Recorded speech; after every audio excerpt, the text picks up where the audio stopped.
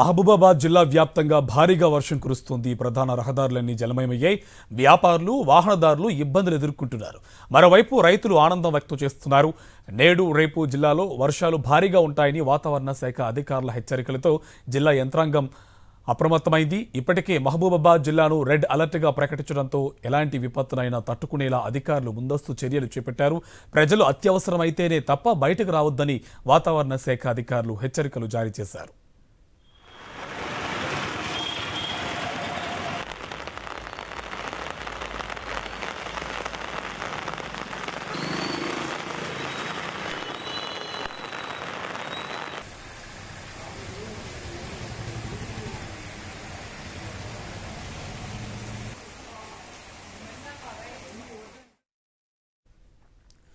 జయశంకర్ భూపాలపల్లి జిల్లా వ్యాప్తంగా 2 రోజులుగా కురుస్తున్న వర్షాలకు వందల ఎకరాల పంట నీట మునిగింది.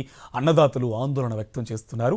ఎడతెరపు లేకుండా కురుస్తున్న వర్షానికి మహదేవ్పూర్, కాటారం, మహామత్తారం, అలాగే మల్హర్రావు, పల్లిమెల, భూపాలపల్లి, గణపురం, చిట్యాల మండలాల్లో పత్తి, వరి పంటలు నీట మునిగిపోయాయి.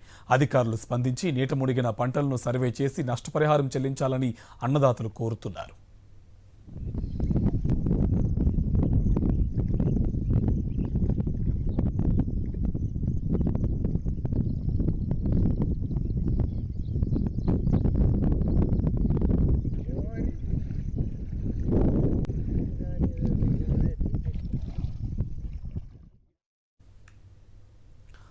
సింగరేణి వ్యాప్తంగా భారీగా వర్షాలు కురుస్తున్నాయి. 6 జిల్లాల్లో 5 రోజులుగా ఏకధాటిగా కురుస్తున్న వర్షాలతో ఉపరితల గనుల్లో బొగ్గు ఉత్పత్తికి తీవ్ర అంతరాయం ఏర్పడింది.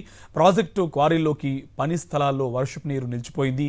దీంతో పనులన్నీ ఎక్కడికక్కడే స్తంభించిపోయాయి. దీంతో పరిశ్రమలకు సరఫరా చేస్తున్న బొగ్గు రవాణాకు ఆటంకం ఏర్పడింది.